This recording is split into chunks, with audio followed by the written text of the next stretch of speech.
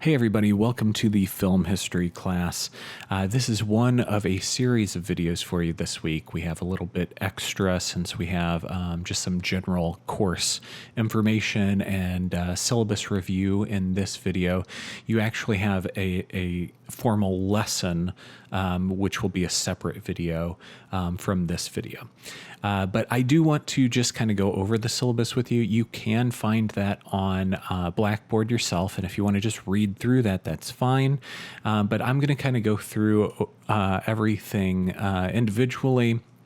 That way, if there's any confusion about any of the stuff that's in here in text form, hopefully it'll get kind of fleshed out through me talking to you. You can always email me if anything is still a bit of a question for you. That's normal for the first couple of weeks of class. Once we get into it, usually you're going to have a little bit of a better understanding of how the class actually works and stuff. So we are at Southwestern Illinois College. We don't actually meet in person. We are an internet course, so every week you'll get a new video, which is a new lesson, and then you're expected to watch the video, watch the film or films associated with that video, and then write about those films. So my name is Trevor Younger. That is how you pronounce it. You'll probably talk to me more through text than through voice, but in case you wanted to know how to pronounce that, that is how it is. The class is accessible on demand. So what does that mean exactly? Well, you can kind of do this at your own pace every week. That means that you still have to work every week at it. You can't wait and try to do everything at the end of the semester or anything, but when you choose to do it during the week is kind of up to you. You can save it towards the end of the week if you'd like. I wouldn't recommend that in case you run into any kind of questions or have any issues. You don't have a whole lot of like wiggle room there if you do wait until the end of the week, but you can do it on Tuesday or Wednesday rather than Monday. That's certainly just fine. There are a couple of phone numbers here, or there's one here, and that is just for SWIC in general, so that won't come to me or anything. There's no phone number for me specifically. I don't have an office on campus, so you can't reach me that way. You can reach me through email though. And there are two email addresses here. Both of them are helpful to have. So trevor.younger@swic.edu, that is a good one for any kind of official communications. So any official communications has to go through our swic.edu accounts. So that's anything about maybe specifics with grades, anything that may in any world be confidential information. So even if there's a slight question about whether or not this is confidential information, certainly use your swic.edu account. But you can also use this Gmail account for me. That will reach me faster. So my swic.edu, I'll check every few days. But if you need to get to me quickly, Gmail is good. Gmail is also good if you emailed me here and I haven't gotten back to you fast enough. The spam filters are pretty intense on the SWIC account. So you may get lost there. And if you do, you can always send me a message at Gmail just to make sure that I got it and stuff. And even if it's confidential information sent to the swic.edu account, you can reach me on Gmail and say, hey, will you check out this email that I just sent you? And that'll be a way to get me a little bit faster. But if you can wait a couple of days, that one is just fine. Or if you just want to send me a quick hello or something like that, the Gmail account is fine as well. Okay, course description. This class is a survey of the history of motion pictures, influential directors, and cinematic movements around the world, and the historical, political, and technological developments that have influenced the cinematic art form. So, in a more dumbed down version of this, we're going to take a chronological look through film history. Eventually, we get to a point where things get so striated around the world and stuff that it's not exactly chronological, but we try to keep it as linear as possible in the class. So we'll start at the beginning of film and then move our way forward until, the big boom where world cinema just sort of takes off. So there are some prerequisites for the class. Well, there's only one, honestly. English 101, writing placement. So this is a writing course. You have to write each week. We expect you to be at a certain level for that. And if you feel like you're not quite at that level, there's a couple of things that you can do.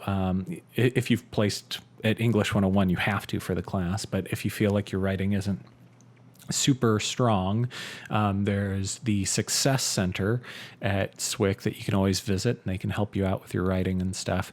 There's also the online writing lab. So if you don't want to actually visit campus in person, you can send some stuff off to the writing lab, and they'll give you feedback and stuff before you submit something to me and actually get a grade on it.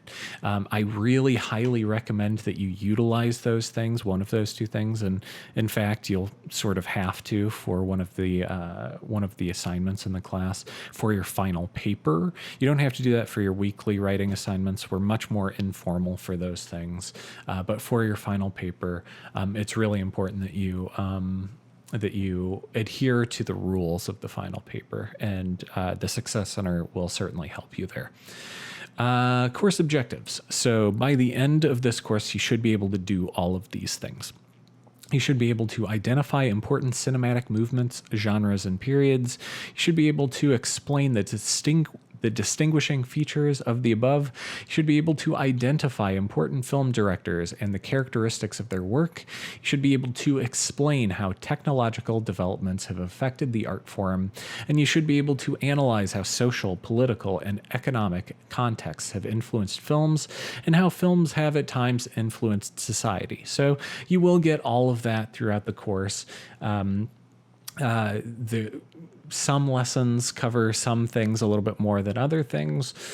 We don't really focus too hard on directors. There's one that we certainly will, but you should be able to do all of these things by the end of the course. College-wide core competencies. So this is something that is sort of SWIC specific. They want you to be able to do some of these things in all of your classes. So if you've looked at another syllabus for any of your other classes, you should see these college-wide core competencies.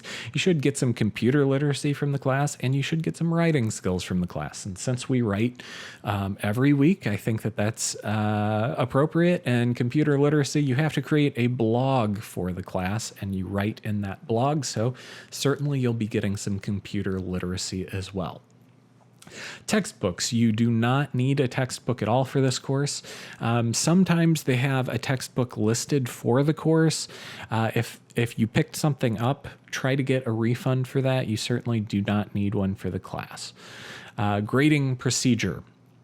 So students in Film 215 will create a film analysis blog via WordPress, Blogger, or another approved platform. I will help you with this right after the syllabus. Students will be responsible for weekly entries in their blogs relating to course discussions and films screened in class. Each entry must be the length of a 2-page double-spaced paper, not including any photos or multimedia that may be included. Various assignments and discussions will be given throughout the term. A final paper and presentation will be due on finals week. So there is a bit of a caveat to the final presentation.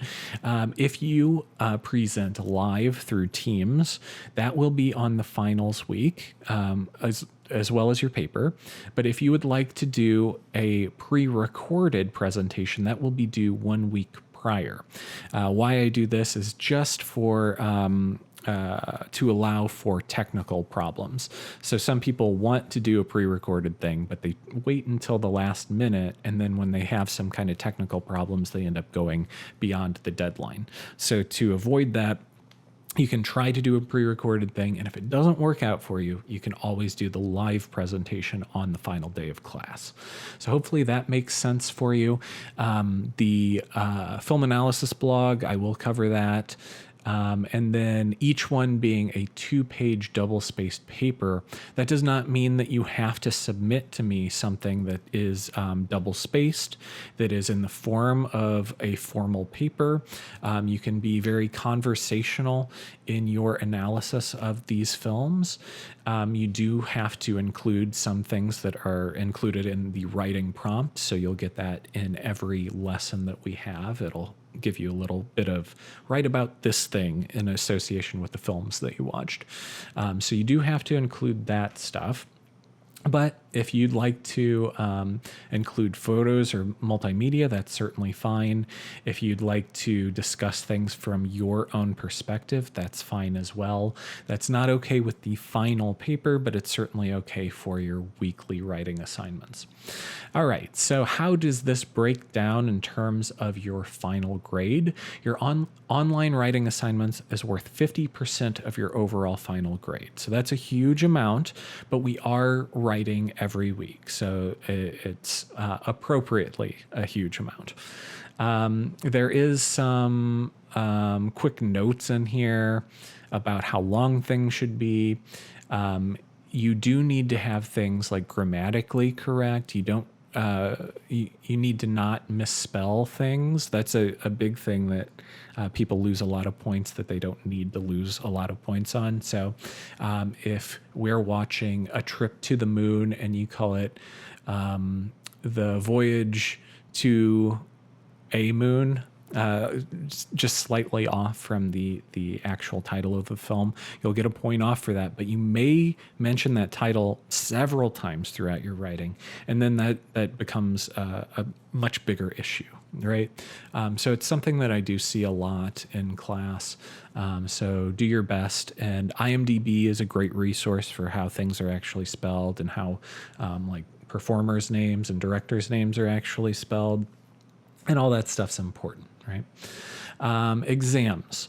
There is a midterm exam and a final exam in the class, and both of those make up 15% of the overall final grade. So not a humongous amount of the grade. If you got a 0 on both exams, you could still pass the course. That's not a great idea, but it is possible. At least do your best here. They are given to you on Blackboard, and because of that, cheating is very easy on these sorts of things. So the exams are crafted in a way to make it not so easy to cheat. Final papers. So the final paper in the class is worth 15% of your overall grade. So it is a pretty big chunk that's worth both of your exams in the class. And it is a formal 5-page MLA paper. So this one is much more strict in its rules. Again, it would be very good for you to visit the Success Center to take a look at a rough draft. I will not look at a rough draft of your final paper. There are some checkpoint items that will help me kind of guide you along the way. You have to turn in a thesis statement early, and then your sources in the form of a works cited page, and also an outline, which should give me an idea of what your final paper is actually going to be like, and I can give you a little bit of help there, but I will not take a look at your rough draft. So if you want someone to do that, a peer is good. The Success Center is probably better. A final presentation. So these are worth 10% of your overall final grade. This is an almost disproportionately large amount, but it is there to kind of help you if you may have struggled on your final paper a little bit. So these things are 5 to 10 minutes in length. This is subject to change depending on how many students we actually have doing live presentations. So we need to be able to fit that within a regular time slot, which would be about 3 hours. So in theory, 5 to 10 minutes in length, and it's discussing the research and conclusions regarding the topic of your final paper. So that doesn't mean that you sit there and read your final paper for 5 to 10 minutes, but it's an actual presentation of the conclusions that you gathered and the research that you did to create your final paper. So it's essentially a lot of the same information presented in a slightly different way. There is an opportunity here with your final presentation to inject a little bit more of your personal views on the topic. That's something that you don't really have the opportunity to do with a formal MLA research paper. These things need to be objective, and these things can be a little bit more subjective. So if you want to think about that as the differentiating item between the two, that might not be a bad way to go. Participation. Also, participation is worth 10%. Very easy to get your participation points in the class. There are a few online discussions. We'll have one in the first week. They don't come too often, honestly, but doing all of the assignments is really important for the class. So if you have a few zeros in there and you think that, you can sort of get away with that because maybe they're not worth too much, you'll also maybe be dinged a little bit in your participation grade. If you do all of the assignments completely, including any of the maybe supplemental activities like our online discussions that we'll have this week and probably next week as well, you will get the full 10% here. So it should be easy points for you. Class attendance and individual responsibility. So there are no regular class meetings for the film history course. Kind of covered that before. Each student will participate by watching, reading the assigned materials at a time convenient for them each week. It is imperative that you participate weekly, but the specific day and time is at your discretion. It is each student's responsibility to find a way to watch the assigned films. There will be no alternatives offered. Contact the instructor if you need further guidance. So this no alternatives offered, yeah, that's basically accurate. Some lessons give you options between like you can maybe do German Expressionism, or you can do Soviet montage. And you can pick which one you want to cover depending on what you want to do. But there's nothing outside of our lessons that you can go and do instead. So everything within our lesson is kind of strict. Also, it's your responsibility to find the films. For the first few weeks, most of these films are available for free on YouTube. Early film history films are part of the public domain, so you can find them very easily for free on various streaming services as well. Once we get a little bit further into film history, these things are then copyrighted. Almost everything is available on HBO Max if you have that streaming service. They have a Turner Classic Movies section, and that has like almost every major motion picture from film history in it. There are other ways certainly to do it. The library at SWIC has a lot of these films. Your local library probably has a lot of these films as well, and those would be free resources for you. And then there are paid resources as well. I think Amazon Prime would have every film available for rent or for purchase. So if any of that stuff is troublesome for you or hard to figure out, feel free to email me and I can try to work with you with what maybe works best for you. All right.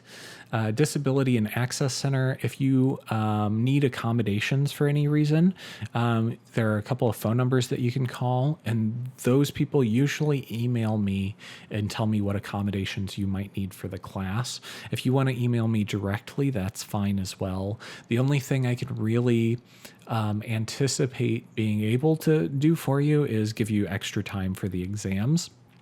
And that's fine. It's not too terribly difficult. It is something that you probably want to remind me around exam time to make sure before you actually start the exam that you have that extra time, and I can double check that stuff for you. Student learning outcomes. The assessment of student learning is an integral part of the educational experience at Southwestern Illinois College. To this end, the faculty continually assess student learning to improve student success. Occasionally, you will be requested to participate in college-wide and or discipline-specific assessment activities.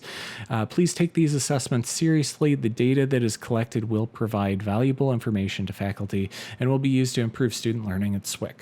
So there are some surveys that you maybe have to do. Certainly one that you have to do that goes into that class participation grade, and that is for the film department specifically. It's like a little quiz. You just answer honestly whether or not you know these things. Like if you don't know the answers, you just skip it. If you do know the answers, you answer the questions. And that'll give us some idea of how well you retained information over the course. But then there's also these surveys that ask things about the course and how you maybe took initiative to learn things in the course, or maybe you didn't like certain things about the course or the instructor. You have the opportunity to say some things there, and then maybe, I don't know, if they get somebody else to teach the course. Okay, so ethical conduct, academic dishonesty. This is something that I experience quite often, honestly, just plagiarism in general. Hopefully you know what plagiarism is, but if not, plagiarism is defined as the act of representing the work of another as one's own. Plagiarism may consist of copying, paraphrasing, or otherwise using written or oral work of another without proper acknowledgement of the source, or presenting oral or written material prepared by another as one's own. Okay, so that's basically just copying something, whether that's copying a portion or copying the entirety of a source without giving credit and stuff. There's a no tolerance policy for plagiarism in the class. It is a writing class. It's very easy for you to go out and find an article that maybe is well written and is also about some of the things that we talk about in the course.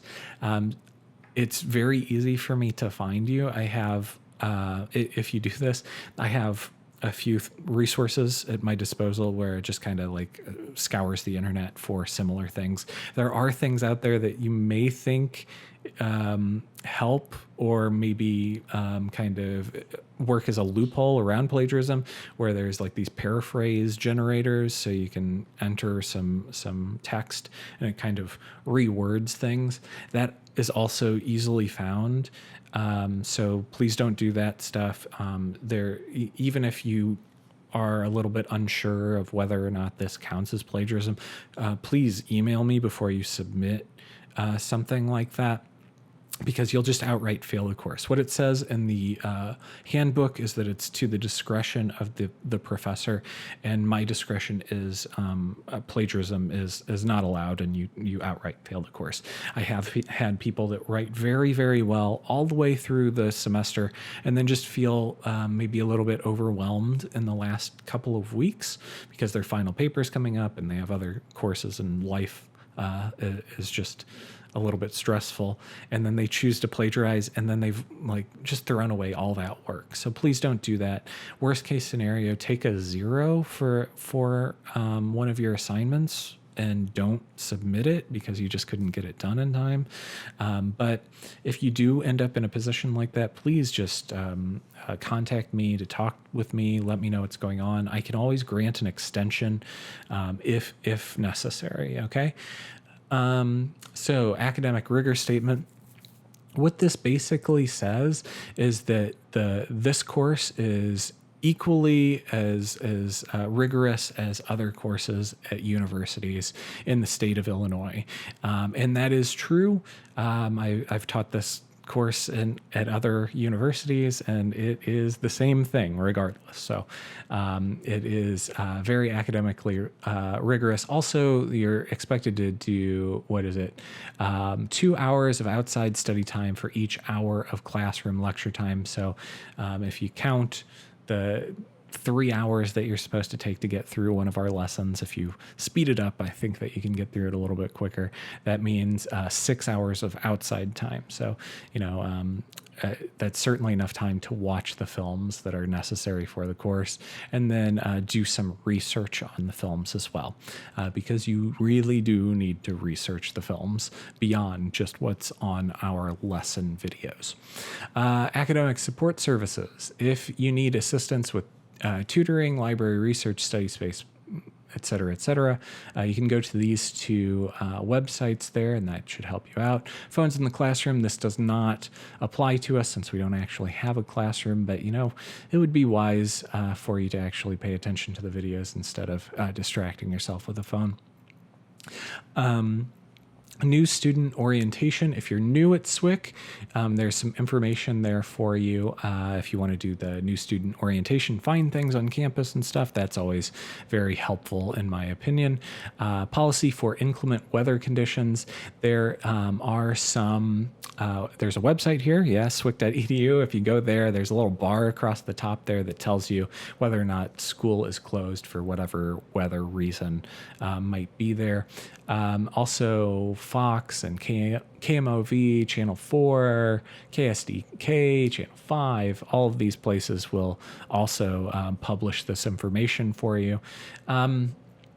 It is maybe important for you just to check the website every now and again. There have been some very strange things that have caused school to be canceled.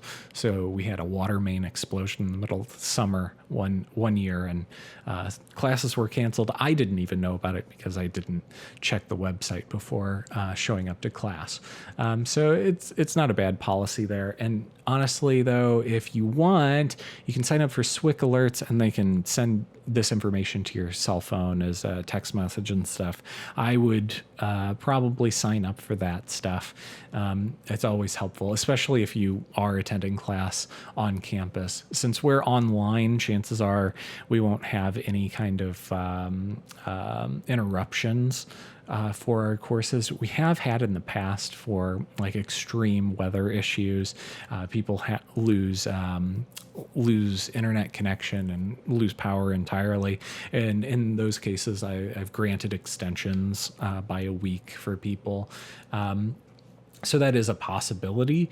If you do run into any of that stuff and I'm not aware of it, it's harder for me to help you with that stuff. So again, just keep in contact with me. Let me know what's going on, and I'm happy to help you if I know what's actually going on.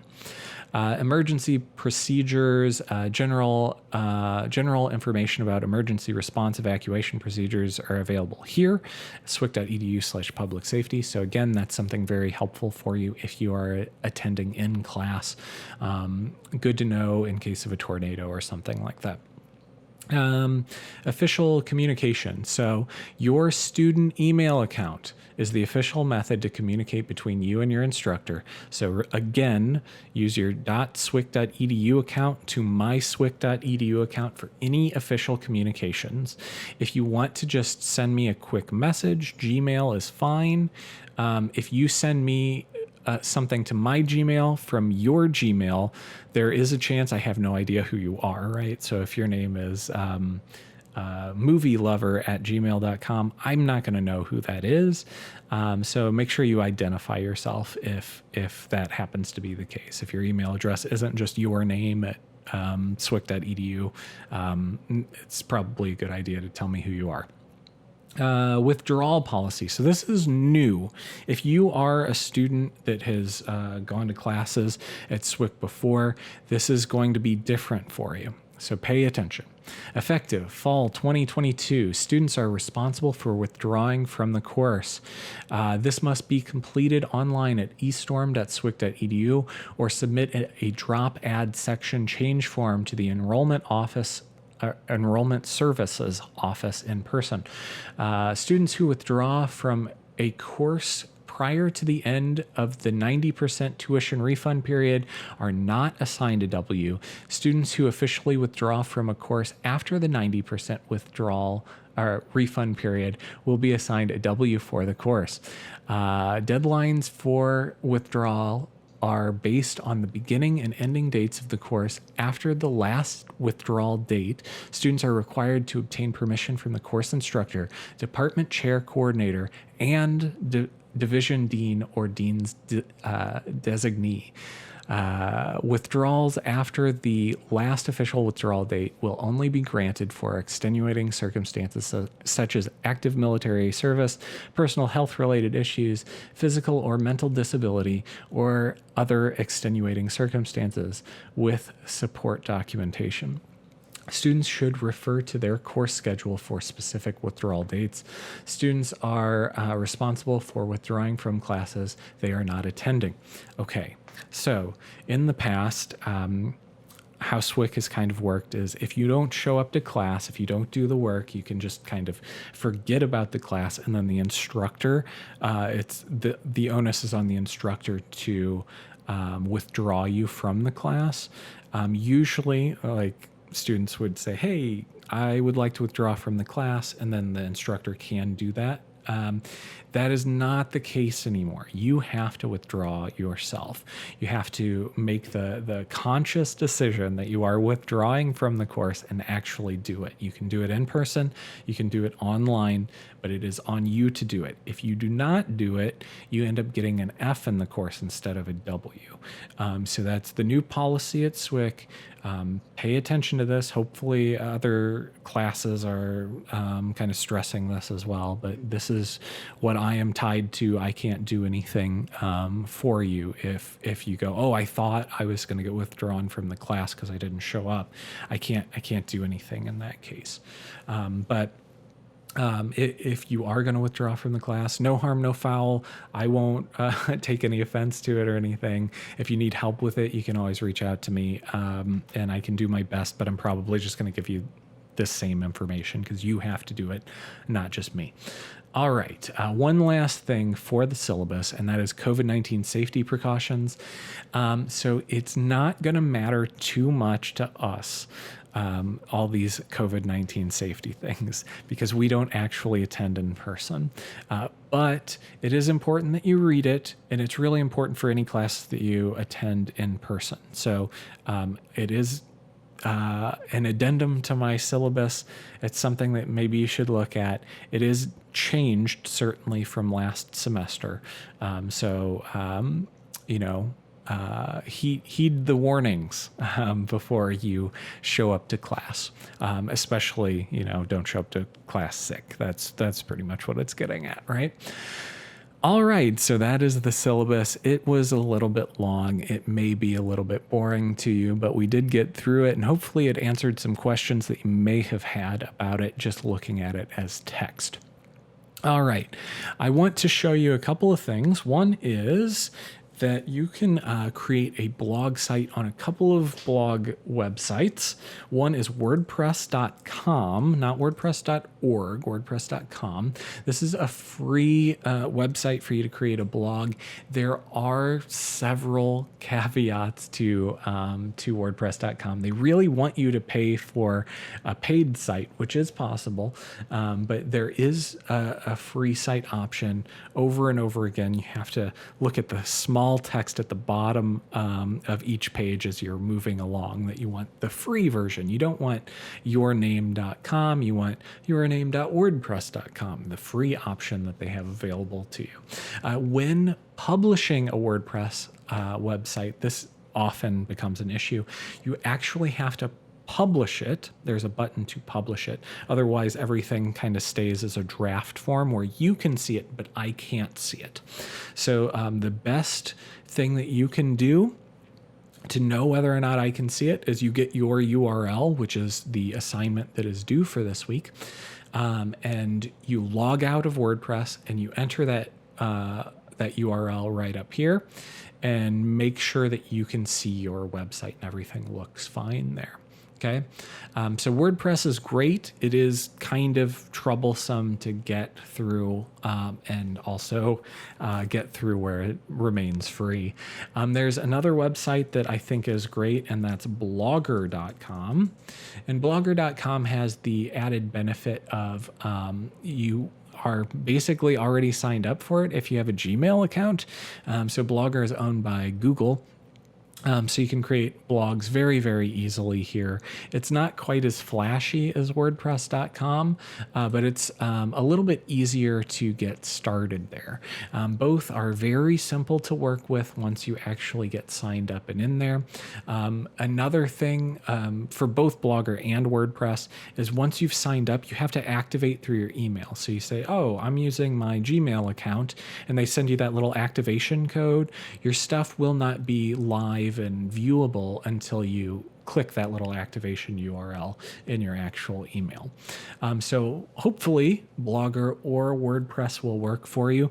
But if you use any other form of blog website already, you're certainly welcome to continue using that stuff or create a new blog using that same platform.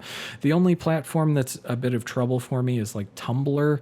I don't know if anyone uses Tumblr anymore, but Tumblr, we would have to be friends on Tumblr for me to be able to see the stuff. It's kind of like a hybrid between a blog website and a social media website and stuff. So no Tumblr, but otherwise it should be all safe to use.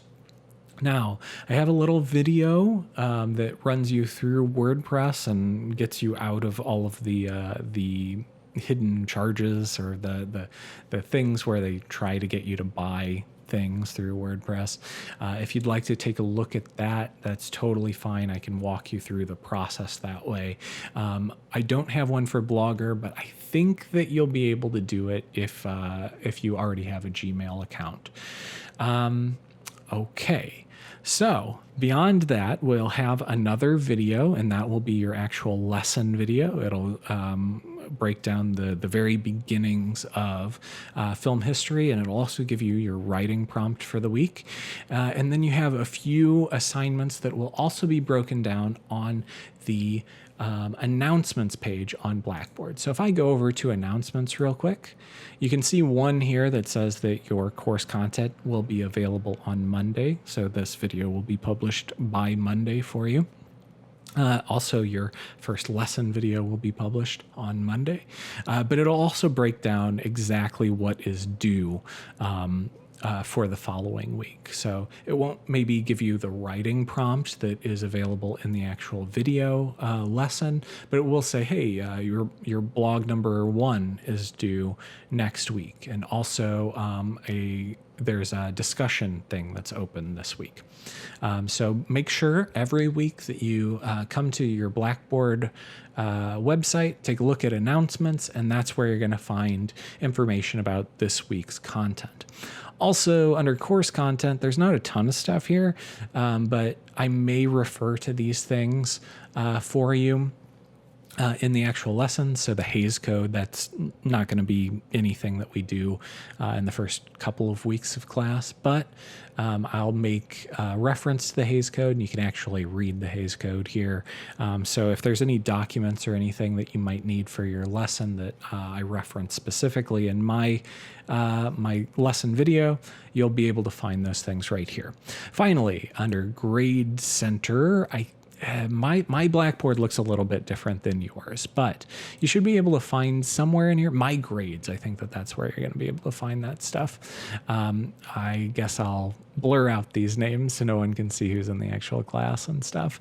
But you'll be able to see your grades as they are graded. So please do give me some time. There are quite a few students in the class, and with say 30 students and 2 pages each, that's 60 pages that I need to kind of go over with a fine-tooth comb, looking for grammatical issues and misspellings and any kind of factual inaccuracies. So things do sometimes take me a couple of weeks to get grades in, but I'll do my best in the first couple of weeks to get things done pretty quickly after they're due. That way you can get that feedback and understand that you're doing things the right way. All right. So I think that should cover everything that we need to get started with the class. So head on over to the first lesson video and let's get started.